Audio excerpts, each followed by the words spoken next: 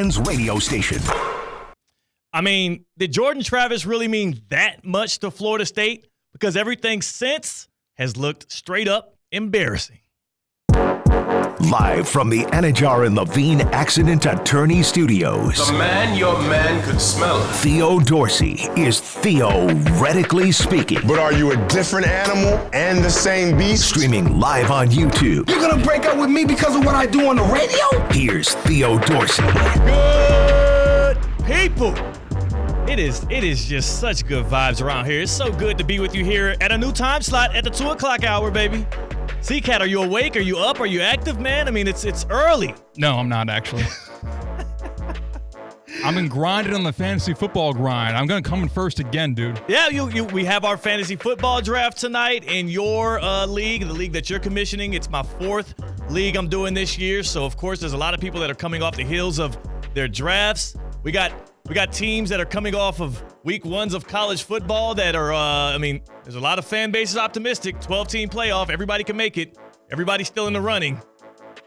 Except for a couple of teams. One of them out there in Tallahassee. But C-Katt, I don't want to start this show on a bad note. We are going to talk about the total embarrassments that happened over week 1 of college football. And there was a rich amount of embarrassments that have gone down here. But I would hate to, on a show that's all about good vibes, good energy, spreading joy, and talking ball, I would hate to start on a bad note here as we move to the 2 o'clock hour, theoretically speaking. And, of course, today is huge as well because we're going to have the debut of Russo and Rizzo following us up. 4 straight hours of local content here, so make sure you're tapped in with us today. C-Katt, I want to start on a good note. Do we have my theme music for the Miami Hurricanes rocking and rolling? We'll have it in about 30 seconds. Okay, we'll have it in 30 seconds. Before we even get to that, then I just must say this. Cameron Anthony Ward. I haven't seen one singular dude at the quarterback position make a college program feel, look, and present so different since another Cam when he walked in that door at Auburn and turned them into a national champion. I asked on Instagram earlier at Theo Dorsey TV, what's your number 1 college football overreaction of week 1? Come on, C-Katt. My overreaction is not just about the Canes this year. I've been talking about it since the beginning. I said they were going to win the ACC. I said they were going to stomp the Florida Gators in the swamp. That's what I gave you to take to the house last week. But I'm starting to think that this is bigger than just the ACC for Miami. My overreaction, C-Katt, and I don't want to get too ahead of myself, Cam Ward has transformed this program. His singular year here at Miami is going to transform so many things, from the extension of Mario Cristobal in Coral Gables to maybe the resurgence of the U. Now it really will be all about the U all over again. And on top of that, this guy might be a top 5 pick in the NFL draft next year. I'm all the way in on the Canes. I have never been so elated. I've never felt so euphoric coming off of a weekend where the Canes dominate the Florida Gators in the swamp. And then also Florida State gave me another present on the other side, C-Katt. I'm vibing. I'm feeling good, man. How are you feeling about your Nittany Lions? Looked strong. Everyone was picking WVU to upset Nittany Lions when they were in Morgantown. Didn't happen. Didn't matter. There was a 3-hour lightning delay. I'm feeling ecstatic about football season arriving. So that's the fun stuff. You can cut my theme music. You can cut my guys there. By the way, I introduced my wife to that song, and she's enamored with it. She now wants our future kids that we don't even have on the way yet to go to Miami. So, again, look at what Cam Ward is doing. He's creating future Canes that haven't even been dreamt up yet. The dude is immaculate. The dude is amazing. Let's start here, C-Katt, because football's a zero-sum game, man.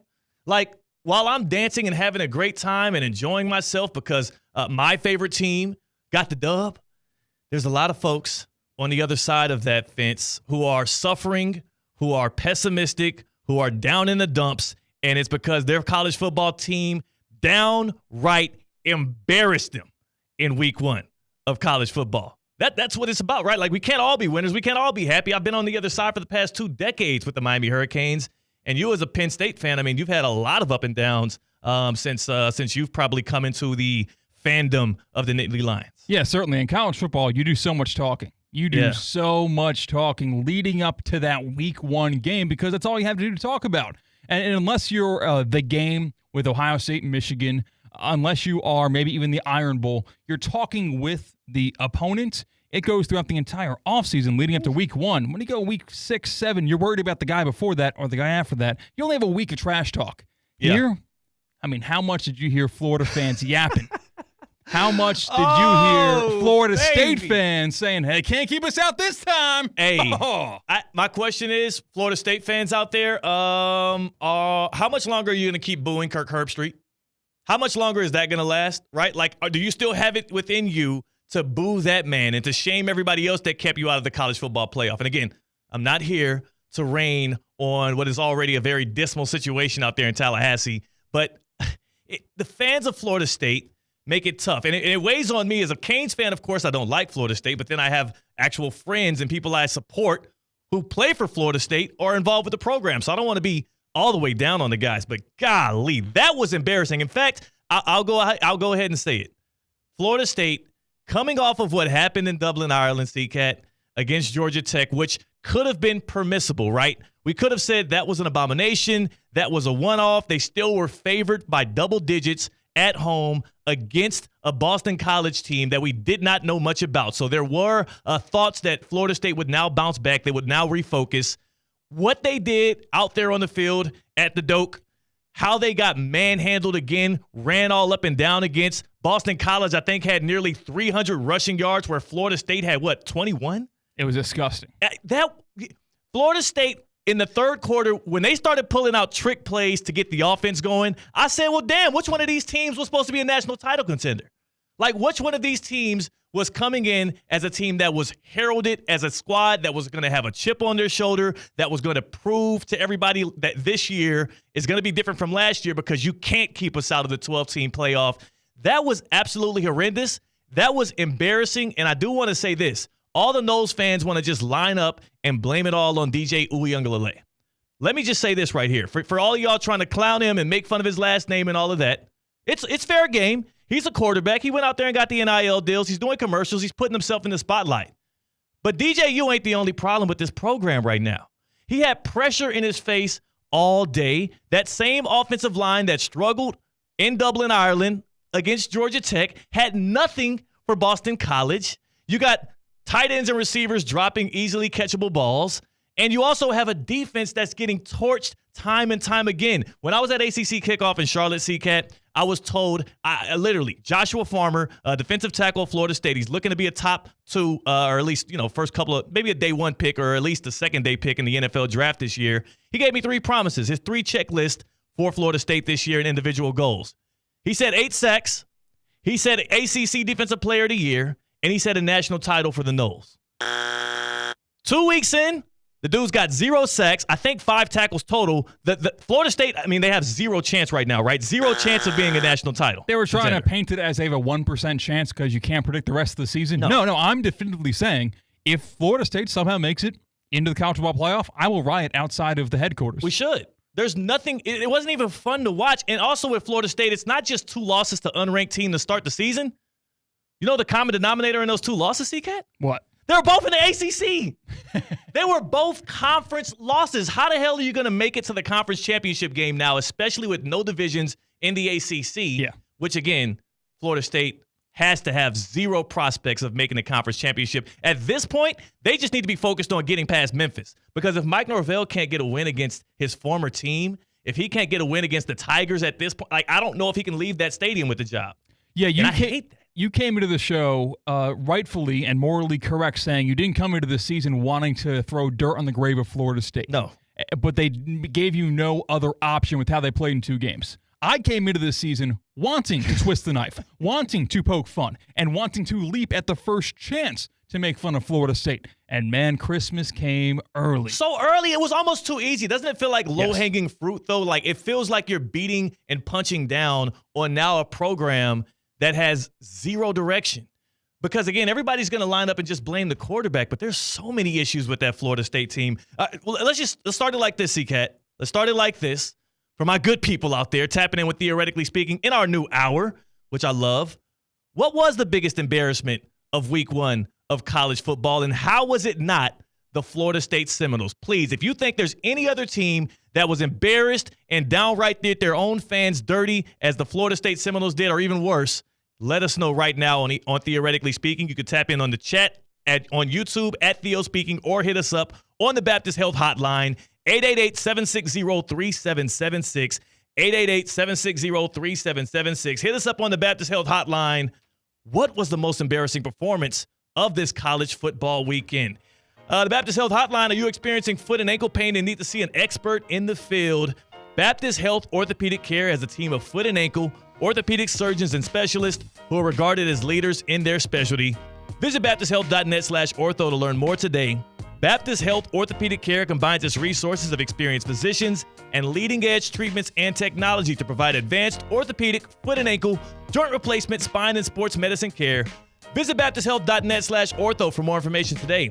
Baptist Health Orthopedic Care has offices conveniently located in Palm Beach County, as well as through the Florida Keys. Learn more by visiting baptisthealth.net/ortho.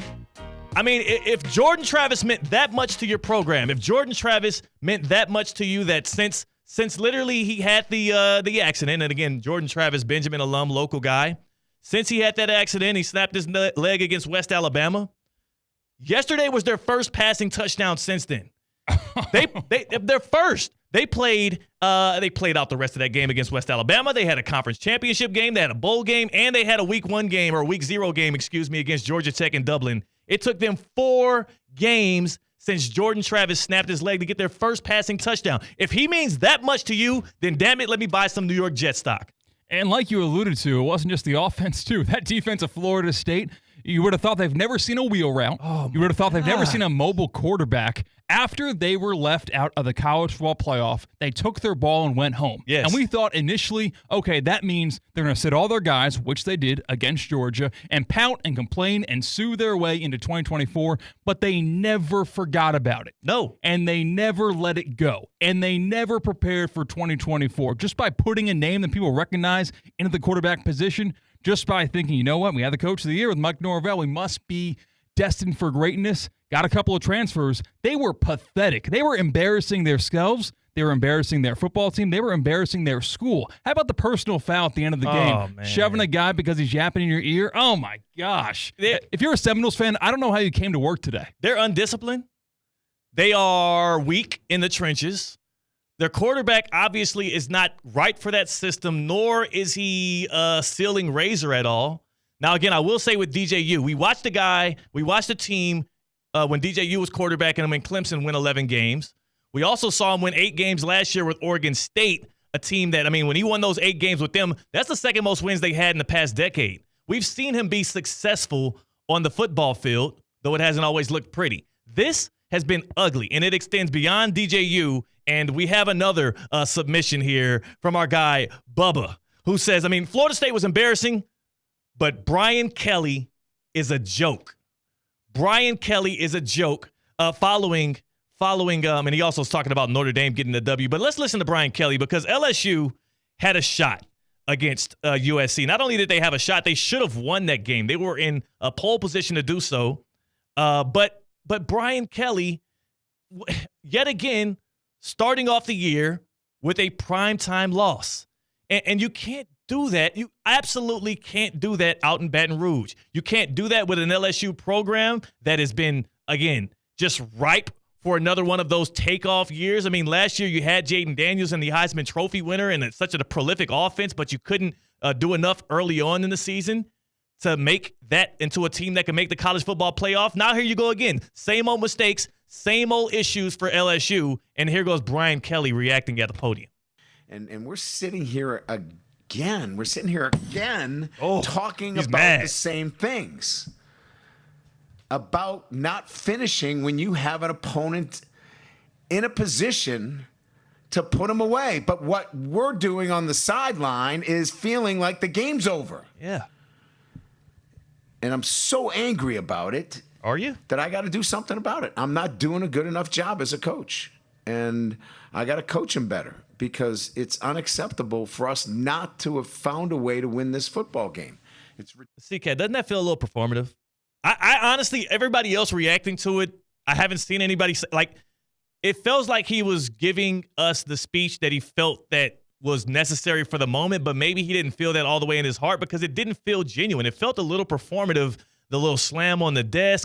even the tone in his voice. I don't know. I didn't buy that he was even that angry. Yeah, 2 can be a coincidence. 3 times, that's a trend. And LSU just does not get ready for their Week 1 games. No. And who is at the helm? It's Brian Kelly.